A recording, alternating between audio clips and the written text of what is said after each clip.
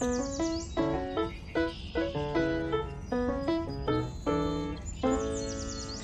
Pearl, how are you today? Hey, and here's Minnie. Look at the pretty flowers I just planted. What? Oh, you're right. I almost forgot. Another day of soul care. Hi, everybody, and welcome to SoulCARE on this day, September 19th, 2022. I do remember the date because today's the funeral of the Queen, so I know everyone's mesmerized with that. We'll talk about that in a second. And I was just, as we're watching that opening there with the Minnie and Pearl, I was like, wow, I wished it was that easy because I just spent the weekend with them. And I wish I had gardens anymore, but they love to take things out of the garden and eat the flowers and eat everything. So I'm in total puppy world. And I brought them to a puppy park today, yesterday and the day before to tucker them out. And it's interesting having these puppies that are really big puppies, but they're lovely. And Pearl ended up, I have a little waterfall. Well, it's big enough that she can go in. She hasn't been in water yet. And I have a pool and I was swimming and I was come up and play with her. And she doesn't want to go in the pool, but yet she loves the water. She's fascinated. And Minnie is too. Minnie's a Pisces as well. And she's interested as well, but they're not sure yet. She'll be in the puppy phase. But I know that Minnie, Pearl really wants to go swimming. I can just tell. So I can't wait to bring her to the beach here in San Diego because we have Doggy Beach here and I can't wait to have that experience with them. It's fun. But yesterday I was running around with them and then I think I was putting something away that they took out and I turned my back for a second and I walked in my backyard and there's a little pond thing there with a waterfall, small. And there was Pearl coming out of it. She'd fallen in. So I wish I had a picture of that, but so it's a lot of fun, but a lot of work. I will say that. And so they're great, but I put them in doggy daycare for the day so they can get exhausted and running around and meet other doggies. So they're socializing. So how's everyone been? How's been your weekend and your week? Let's say hello to people here. Charlene, hi. Massachusetts, Shirley, Chicago. Hi, Bonnie. Scott Huff, how you doing, Scott? I have a pool for my doggies, but they haven't got in yet. So I do have a little doggy pool, kiddie pool. I have one. So I've getting them used to adapt to water and it'll work out. It's all one day at a time type of thing. Hi, Carolyn Bradbury from England. Yes, hello, very good. Hello, Rosemary from Australia. Mandy and Margaret. Taiwan. Wow, Bruce. Nice to meet you, Bruce. I just really have water in my ear. Shower. So I guess everyone's been watching the Queen. It's amazing. 70 years. She was in the really reigning 70 years and pretty amazing. I think she was done. She's over. She was a Taurus sun with Capricorn rising and the Leo moon. And her and I would get along really well because I am a Virgo with Capricorn rising and a sun and a moon in Sagittarius. So we definitely complement each other, understand each other. But I get the sense that when she was done, she was done. And that's very interesting. And I think so many things happen without the public knowing things. It's behind those closed gates. But it's fascinating to watch the ceremony and watch the procession because I found it fascinating that all the Commonwealth were represented with their armed forces. It was just pretty amazing to see that. And we'll never see it again. I mean, it's the first and only time I think we'll ever see that. So it's pretty interesting. Yeah, and very historical moment.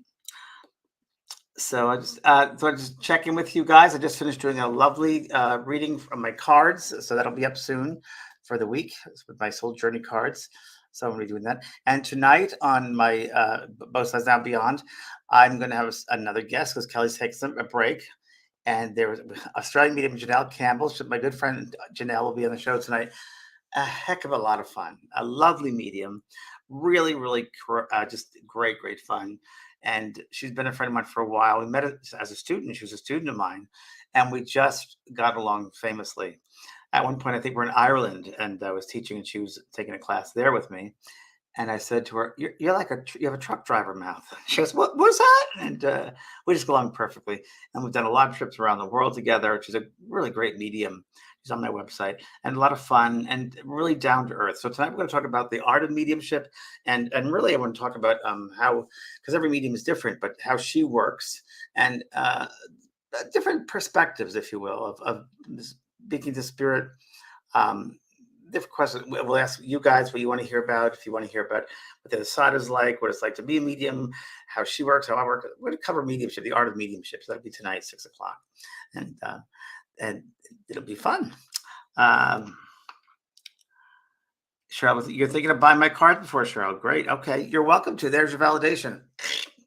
So whenever it's so funny, this weekend I had certain things come up about the weirdest things. Like someone's talking about Austria, and then an hour later, someone else was talking about Austria. And it was just so strange. I had three of those different things. When those things happen in succession like that, you have to start paying attention to different things. I think those happen all day long, but the more you start paying attention, you'll notice that they happen, these signs. Like just like you start with the cards and you're going to buy them.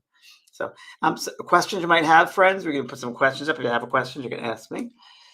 Thank you, Rhonda from Orlando. Appreciate that. And while we're looking at some questions, I want to let you know that this week is call number 1 for my healing certification course. I'm very excited about that. I'm working really, really hard to get this together. So this is Wednesday at 4 o'clock, the 21st. And I have notes here to read because I want to remember everything, and I usually won't. So it's Wednesday, 21st, 4 o'clock p.m., call number 1. And there is, Renee has a link there that you can use that go to it. And you can also go to my school page and sign up. But what is the course about? Well, it's about healing. So I'm talking about unlocking the healing within. Everybody's a healer within them. Now, what does that mean to me? I was thinking about this earlier today. And of course, everything going on with the Queen and other people that I know have passed over recently. And what's it like to step into that side, that world? And it's really interesting because that beautiful energy, which I think as human beings, we're so limited with our perception of things. But I think within us is that beautiful source of light, that source of energy, divine light. And I think once we use that divine light and we have an intention to use that, and if it could be of service to another person, I think it just amplifies. So this healing course is really created for you to be, number 1, become aware of that energy within you. And the energy not only within you, but within the other person or people or things. I also love to use the analogy, and I do this in the healing course, of the sun. The sun is the brightest star in our universe, and the rays of sun touch everyone. No one's different. They're all the same. That ray is the same for every single person, no matter what their background, what their country of origin, what language, it doesn't matter. It's the same. So I think that once we start opening up to that healing energy, that divine source, and the human part gets out of the way, and you really open up to that, we can share that with other people. And I have found in the healing work and in this healing course, we'll talk about blockages and limitations. And for what my experience with healing has been, that when I use the healing energy, when I'm opening up that source energy and providing that service, or sharing that, I should say, with another person, it's so interesting to become aware of what that energy, that source, has to cut right through all those blockages. And in the course, you learn about what those blockages are. So let's say you're pinpointing this light into the person's solar plexus, and I have you in the course go right through the crown chakra down, and you become aware of these levels or layers, if you will, or patterns that this person has within them and around them in their energy field. And a lot of it's emotional. So you see blockages emotional. We also go into when those blockages occurred around the age of 5 to 10, 10 to 15, 15 to 20. So we go and see how long it's been there. It's so interesting how humans create all this stuff. We don't need to, but a lot of it is there. When you start doing healing work, you start to take away, if you will, all the stuff people hold on to. And I think, therapists, medical people, we're all healers in our own way. We're healers. And it's opening yourself up to that divine source and using it to illuminate that person you're working with, not only to heal them. When I say healing, well, to me, it's opening that person up to what motivates them, what's going on with them, and having them remember who they are. So that's really what it's about. That's what I created this course, is for you to help others to remember who they are. It's like I'm helping you to remember that. And I hope that has happened. So I just want to read this a little bit. Unlock your inner healer, empowering you to heal yourself and others. And that's very true too. As you're healing another person, you're using that light for yourself. So it's an extension of that oneness of light. And you'll begin to see, friends, how when you do use that light, how that person, again, the physical, the emotional block, the mental blocks, the physical blocks. You begin to see them, and then you can tell them what you're seeing, feeling, and sensing. So it helps your intuition as well. Yes, that's very true. So I'm going to share these tools that you need for practicing the absolute highest form of healing in the universe, spiritual healing, which is again using the healing energy. And it's over 70 in-depth training videos. So I worked my rear end off when I created this course. It's 70 in-depth videos I've done. And this new course, it's like the old one, but we're putting 4 live calls on. And this one's the first live call. And I'm going to do some special stuff there. So you should definitely, if you're interested, sign up if you have not yet, because this Wednesday will be the first live call. And it's different than the other healing course, and then we have 5 live calls. Plus, I've scheduled a Wednesday, October 12th, just for the students of this session of my healing certification course. I'm going to do some live healing work. So that'll be a special thing on, I've never done that before here on Zoom. So it'll be the first time. It's Wednesday, October 12th. And it's just for students of this session. So sign up if you want. And everyone will be touched in some way. I'm going to work with everybody that signs up in that call. So I'll do work with every single person. I've done it before. I've done groups of, in person of 300 people in a matter of an hour. So they work quickly. They work fast. And it's really interesting what comes in, and the remnants of stuff. So be prepared, be prepared. Make sure for sure have paper and pen with you. So I'm just going to tell you a little bit of also of the online courses, what it's about if you are not familiar with it. How to make the most of your innate healing gifts, techniques to release childhood traumas and move on. Very important for all of us. How to read and heal the auric field for yourself and others. I often talk about the Charles Schultz character, Pigpen. Remember Pigpen, all this stuff? Sometimes when I see people walk in, their auras are shattered.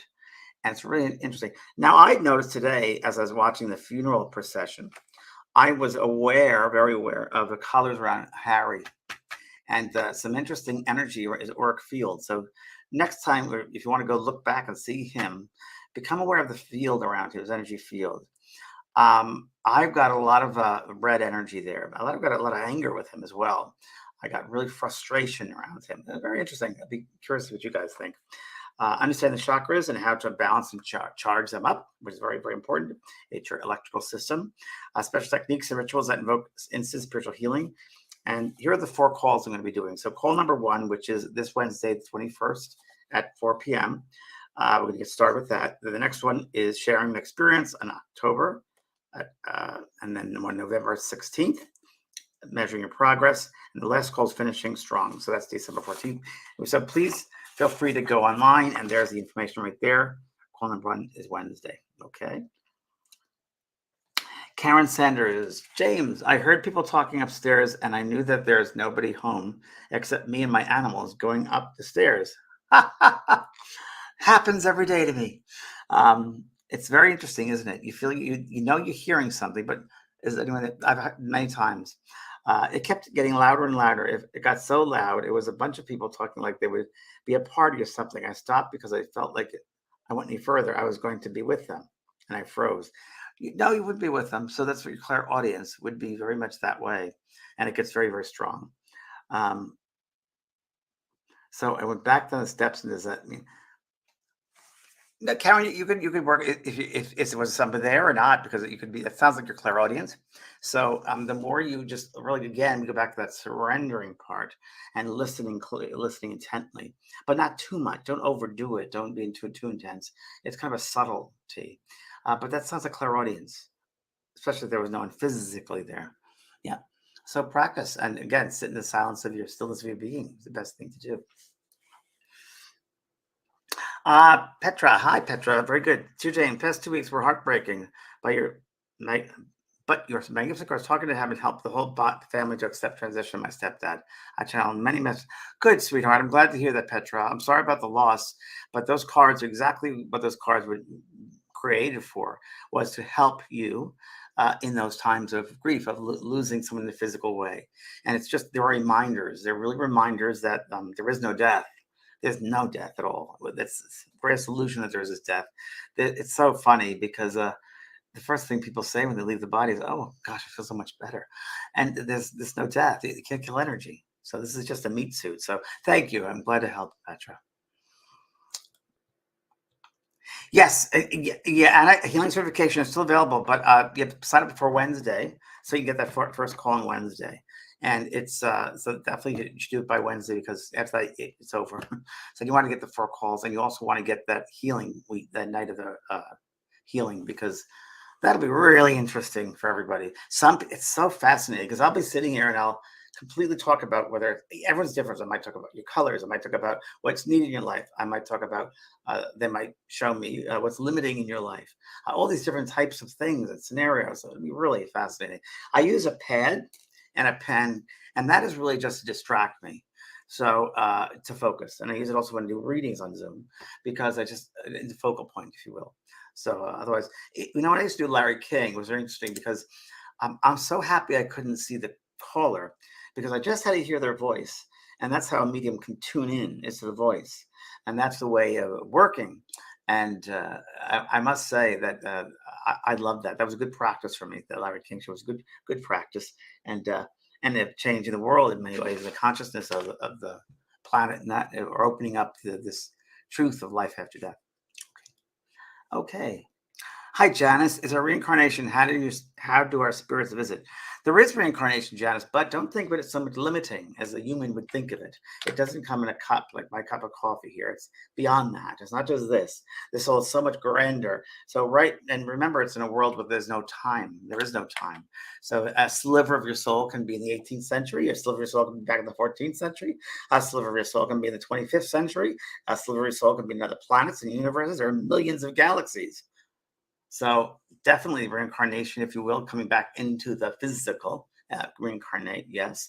If your soul chooses to come back and to learn or teach, you'll do that. And not only here on the earth, but other places and spaces. Okay, thank you. Hi, Kristen Jones. When can we see you in New York area again? That's a great question. When do you want to see me in there? I'm starting to travel actually next year. I was just in New York a little while ago, but we're starting to move things up because I got the puppies. I put things on hold a little bit because I can't be my little puppies and also travel so much. So it'll come up probably next year is going to be time again. But I'm working on some other things too. So we'll see. So we'll see what happens, honey. But don't worry, I'll be there again. Hi, Bonnie. I have taken several of James' courses and they're all wonderful. Thank you, Bonnie. I'm going to cry. Thank you for saying that. I'm not a great salesperson. I don't like to push my own. I don't like to do that. It sounds kind of wonky. But I got to tell you that, I am the voice for those courses in that school because Spirit told me to do it. And that school, the JP School of Mystical Arts, really is my legacy. I'm going to tell you, I've looked on the internet. I've seen a lot of different places and sites of spiritual teaching, mediumship. The quality isn't there because I think, and I don't mean to, blow my own horn here, but I'm going to say that I really have passion, as you know, about this work.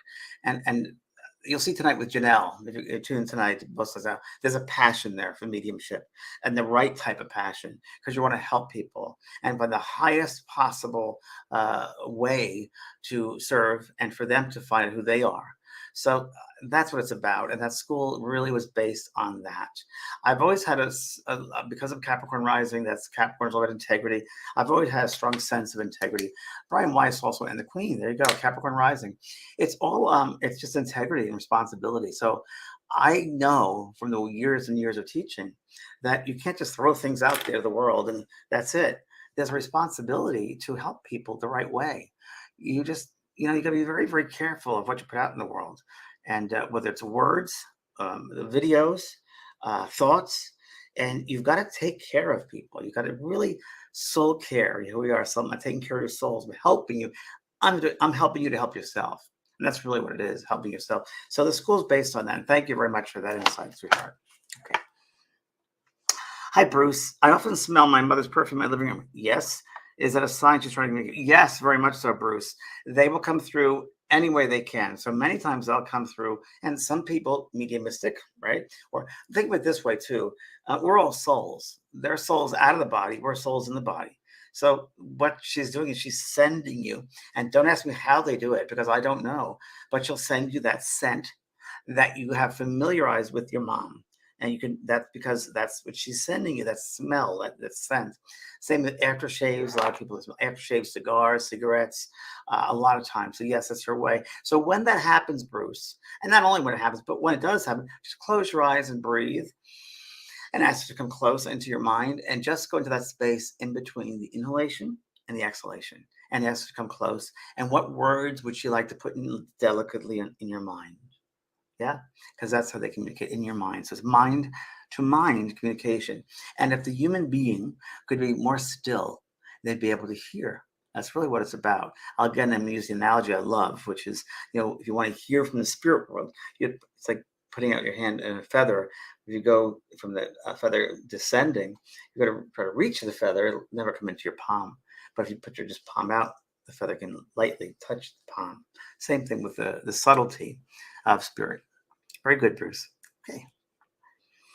Hi, Janine. Janine Simmons. Hi. What does it mean when I can see a rainbow starburst or giant crystals behind certain people? Oh, that's great. So, Janine, that is what my interpretation, because there are different interpretations. You're seeing the auric field, and it could be different things. So, to me, it's joyful and happiness when there's rainbow.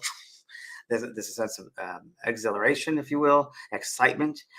So that, to me, sweetheart, would need to be. You should definitely take the course because it's definitely a sign that there's a raw amount of clairvoyance for you in seeing the auric field, but we want to hone it in now. Now, what does that mean? Now, what kind of colors were they? Were they on the right side? Were they on the left side? What did you feel when you saw this emotionally? So a lot of different things to unpack with that, but it's a good thing you see that. Very good thing. Okay. Mandy Mitchell. Hi, Mandy. Great name, Mandy Mitchell. I've signed up for the healing course, but how does the call take place? Zoom. You Zoom, and you get directions, sweetheart. We email you directions, so you'll be getting directions tomorrow for sure. Either late today or tomorrow for the call. Okay, let's see. Jean. Hi, Jean. I'm not sure what time. My brain is telling me 9:23 a.m. Thank you so much. Love and light. Peace. For the call is at 4 o'clock, California time. That's right. 4 o'clock California time for the call. Okay, there you go, Jean. We got you. We got you covered. Karen Sanders. Hi, Karen. Very pretty. James, I heard people talking upstairs. Oh, we already did that one. Thanks, Renee. We did that already. Thank you. Renee's back there trying to figure out all the questions. Okay. Teresa. Hi, Teresa Thompson. I have learned a lot from you, James. Thank you, Teresa. I know. I think we met somewhere, didn't we also? Or was it just here? We did. I have some of your books. Thank you very much. Thanks, Teresa. Kim, hi Kim, good to see you again. It's so funny, good to see you again. I know the name, so I remember you. Everyone. As I watched the ending of the Queen's funeral, it seemed very heavy energy. It was really weighing on Charles. I was wondering what you observed as the energy in general in the city of London and Windsor. That's interesting, Kim. That's a great question. I haven't seen the full thing yet because I have puppies. So I was watching just a little bit. I'm just on YouTube, really. I just noticed, really, it's so overwhelming, isn't it? It's just so over the top, overwhelming. No matter what you think of the whole monarchy and the whole thing, it's just overwhelming. And I think she was a great lady. I really think that someone can endure that long, 70 years in the throne and having to live a certain way, boy, and talk about in a box. That's a hard life. To me, it's a very, very difficult life. Queen Victoria came through Leslie Flint, the medium Leslie Flint, and you can actually hear Queen Victoria speak through Leslie Flint, and you'll hear her voice. If you go to Leslie Flint, I think it's leslieflint.com, and you can hear Queen Victoria about her and Albert, her great love of her life. And she talks about how, it was all just, it was the way it was in those days. She said, you had to be a certain way. It's not who I am, but it was a certain way that they expected of me. And it's funny, because when I was shaving, and I was just have watched that funeral thing, just a little bit of the procession. And I felt that, I just know that when the Queen passed over to the other realms, and they were they were very into spiritualism, the whole royal family for generations. Healers, the best healers in the world, readers. I was going to read Princess Diana before she passed away in that September. I was supposed to go over there in August, and another person was too. There were 3 people warned about Paris, but I was supposed to go over there. But anyway, they were very into spiritual. And Charles, a healer, by the way, a well-known healer. So there's an inner circle of all of this. And I know that the Queen was ready to go, and I could just hear her just say, "Oh, I'm done. I'm done now. Capricorn rising, Taurus, I'm done." And I thought very interesting. There's a video of her standing in the room where she's meeting someone, and there was a last video of her, and she stands there, and this gentleman come in who are soldiers. They come in and she goes, "Hello, I'm here, I'm here." And they were going, "How are you?" And she said, "Well, I obviously can't move. She couldn't walk." So I think it was time to. I think she knows what's that, and just think of how long she's been. All of her family's passed over. Anyway, it was interesting to watch the whole thing, the dynamic. I think that the people that are lined up for days just to go buy a box, which who knows what's inside the box, if she's there or not, I don't know. Who knows? Maybe she sold Belmora or part of her. I don't know. Maybe she was cremated. Who knows? I don't know. I just think the ceremony was beautifully done. I mean, it was just so incredibly done. I love the precision of things. Boy, that's really amazing. No one does it like the Brits, I'll tell you. Pretty incredible. I felt Charles for a couple of days when I was observing him on television. You could tell the poor guy. He has the weight of the world on his shoulders. Of course he does, and he, the weight of the world on his shoulders. And it's just an interesting thing to observe. I'm all about observation, so I'm observing it. Like you're talking about Kim, I'm observing everything going on there as I'm watching that procession, and I'm just watching the precision. I thought the precision of this, I don't call them soldiers, military from all over the Commonwealth. I mean, which it's to me, it's just pretty. That was incredible. I have mixed views on a monarchy. I think it's archaic in some ways. I don't know. I think it's lovely to have, but I have different views on it. I just think it's I love the ritual. I always love ritual, but yeah. One thing I want to tell you when I was with the Queen thing. I've had other celebrities come through to me, like Lucille Ball once came through to me in my rose garden. She just appeared to me, and also Marilyn Monroe and a lot of different celebrities have come through. But I remember Lucy when she came through. The first thing she said was, she goes, James, and she said, she didn't know me. I didn't know her in the physical. She said, I was really sent down to be a healer. I healed people through comedy. That makes sense. And she said, I wasn't what people made me to be. I was just myself.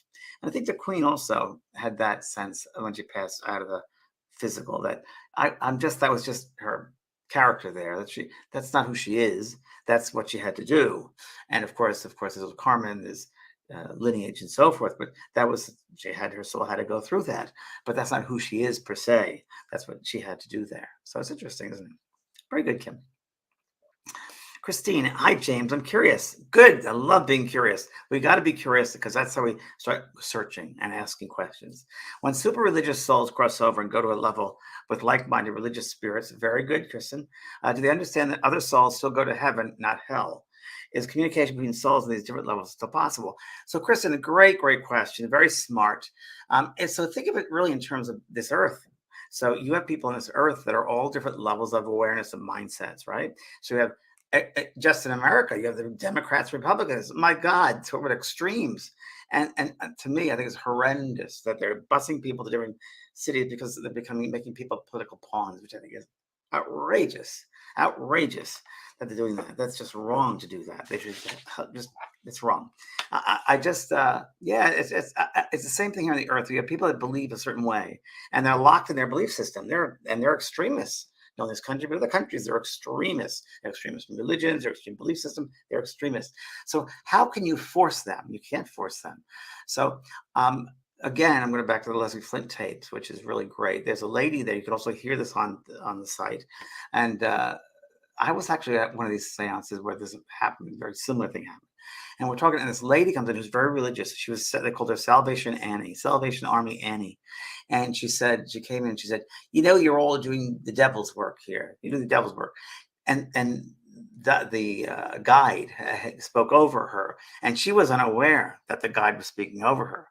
And he said, he is the British. He said, you must understand, this is a soul at another level that doesn't really have an open mind, but is set on that level. That's what you say. And it was really interesting because there are all different places, spaces where you put your mind. So there are people that, for whatever they believe this certain way. To me, I feel sorry for that. Why do I feel sorry for that? Me personally, I think that's very limiting, and I think God is limitless. But I don't know why humans put themselves in boxes. I think there's maybe security in those boxes, and they have to feel secure because it's all fear-based. Remember, there's only love or fear. That's all there is. There's nothing else. So limiting belief systems, it's fear-based usually. Usually it's fear-based. When they're limited, when they're extremists, it's insecurity, it's fear. And that's sad because fear is only human emotion. It's not spirit. So it's interesting. So can they go to those that are above in the higher levels of the higher realms, if you will, can speak to those in other realms or lower, I don't say lower and higher, but more, let's say graduates can go down to the grade schools and speak to them. But the grade schools can't go higher, not unless they've earned it, right? And they have to earn it by their or being aware, opening up their minds and so forth. And so that's my understanding of it. But I think it's great. I think Kristen again will say, I love your beginning. I'm curious. Again, a curious mind is the way you grow. I think it's fantastic. I think the next step is also when we grow and become curious, we can be judgmental, because once we become judgmental, we're again limiting the mind. We're limiting the mind. And when we become judgmental, it's out of fear. Judgment is fear-based. I feel better then because I'm judging them because I want to feel better then. I want to feel more secure or whatever. It might be more control. So that's the judgment. So good question. Thanks, Kristen. Hi, Ginny. Question. I thought so. I've been regularly meditating. Okay. I'm beginning to notice hearing sound bites, like parts of conversations that are not where I am. Well, it's where you are, but not physically. Yeah. It stops me in my tracks. I'm wondering if sitting in silence is beginning to unlock my past traumas, my ability to be. Yes. No doubt about it, Ginny. No doubt about it. So you're going to, once you sit again when we say meditation, sitting meditating, that's fine. But again, I think you'll have much more of an advancement and expansion if you put yourself on a regular basis of sitting 15 minutes a day in the quiet. And I sit in my walk-in closet right here. And my office it used to be a master bedroom. I turned it into an office. And there's a walk-in closet, and it's small. And I just sit there, and I just sit 15, 20 minutes when I don't have the puppies here. And I really start to begin aware of the spaces above you and around you, not here, the physical, but all around you. And remember, there's no time and place. So your soul is emerging, layers are coming off, old traumas will come off, things will start to emerge, and stuff you've been holding on to that you thought were who you are starts leaving you because it's not who you are, but think you are. Yeah, so keep on keeping on. Best thing you can do. Good work, Ginny. Okay. Hi, Lisa. I would love your eyes. That's great. After someone passes and you deal with things, why does time seem so fluid? When someone passes and you deal with things, why does time feel so fluid? It really depends. Like everyone is different, so everyone's passing is very, very different, right? So it all depends on the situation, their belief system, and also those left behind. By the way, the more accepting someone is, the more open they are, the easier it is to transition for everybody. A friend of mine called me this summer and said, "Oh, we lost my grandson, completed suicide." And I told her that probably when this child was born, there might be some issues. But the people were so advanced, aware, I'll say it that way, aware, the whole family was, and been through some traumas of losing people. But they're very aware that there's no death. And it was just this, all I go through this and go through that. Humans make it so much more than it needs to be. It's so simple, but we got to make it so complex. We've tried to make the simplistic, the complexity of the simplicity is really what it is. Okay. Scott, hi, Scott. When we pass over, do we remember all of our past lives? Indeed, you do. Yes, sir. You certainly do. Jenny, thank you. Very welcome. Sue, hi, Sue. Wish you could come to Ohio, James. Thanks, Sue. Appreciate it. I wish I could too, but I have puppies now, so they take up my time. I'm a dedicated daddy, and they give so much. Hi, Joe. Nice to catch you today, James. Yay. When someone has been gone a long time, do they move through different realms? Good question. That take them further from you, or are they always just a thought away? My dad died at age 47. Good question, Joe. So I'm going to say this to you. And of course, I won't until I pass over. You won't until you pass over. My understanding is that there is no time and that they can be in several places at once. So they'd be still connected to you in many ways because you're part of their soul group and they just don't leave. So we can't think of them kind of in human terms. We go to, God, it's over. Talk about the funeral today and the procession. It's overwhelming when you pass out of this physical world and it's just so all encompassing on the other side. I was talking to a friend of mine this morning about the other side saying, we just can't describe it because the human is so limiting. This three-dimensional world is so limited because the 6 or 7 dimensions is so expansive. And to express that in a human way, it's hard. And the only thing that we can do that would really be connecting those is love. Love is that energy, incredible love Love is the element, the energy that exists in all those dimensions. Uh, that's all I can say is that, and love of, whether it's love of everything, love of colors, love of shapes, love of people, love of belief systems, love of opinions, love about all these different things, is really the wonderment. I guess it would be. I'd say the wonderment of many things is how I think it would be. I try to find heaven on earth in that. I try to find the wonderment in every little thing, whether it's walking down the garden path, whether it's a tree, whether I'm in the parking lot, whether I'm in a rehabilitation house visiting a friend of mine. It's all different types of experiences you see. And you say God. God is an energy. God is a perfect divine energy. That's in everything. It's not a man with a white beard. That's the human interpretation. God is the energy of all. And trying to see that every day and everyone you can is incredible. I had something this weekend. I went to Trader Joe's to get some flowers for a friend at my rehabilitation place. I was visiting her, and a funny thing happened. I'm backing up. I got a truck for the doggies, and I still haven't gotten yet used to parking this thing. It's not that big, but I had to do a parallel park. And San Diego parking spaces are really too narrow. So I thought, oh, I got to pull this out and straighten out my car. But before I could, the car next to me did exactly that. They pulled out and then went back straight in. And I got in my truck and said to the lady next to me, "Thank you for doing that. I was going to do the same thing. Thank you for doing that. That's great." It's so small, these spaces. And she goes, "Yes, thank you. You're welcome." She goes, "I recognize you. You're on TV." I said, "Yes." So it's funny. She goes, "Well, thank you for the work you do." So you never know when you have influence of someone there. And it was just great. And I went to Trader Joe's, and people are just, when you're light and bright, people like to have that, and you share that with people. So it works. Okay. Thanks, Joe. Christy, hi, Christy. Oh, lovely photo. My father just passed. I'm sorry to hear that lovely loss. I actually prayed for him to go because he was suffering. Good for you. Good. Do you feel that he would be upset with me? No, quite the opposite. Happy that you did that released him. So many times spirit need their family to release them. My father had to have that happen with us. Myself and my siblings had to say it's okay to go, because sometimes they feel responsibility and they don't want to upset anybody. But it's the right thing to do. I think it's great to let people release people. I don't believe in suffering. I don't think there's any need for suffering. I just don't. There are some situations where souls will stay in a certain condition, and that is so that other souls can learn about. Well, maybe that soul needs to be learn about receiving. Maybe their whole life they gave, and they got to learn to receive. So maybe there's a reason why that condition happening. But I don't believe suffering that's necessary. I think the compassionate thing to do is to release the soul out of that body that's no longer functioning. That's my idea. I know it's my time. I'm going bye bye, because I don't feel that it's right to suffer. I don't believe it. So I think you do the right thing. Personally, I do. Thanks, Christy. Stitch, I saw your name, Stitch. I love that. That's a character, right? Hi. How can I help my mom? She passed 3 years ago. Okay. I got an Akashic reading. I asked how she was. She said, "My mom passed this earth plane, but stuck on another plane." Is there air traffic control problems? I don't understand. How can I help, and how can I know when?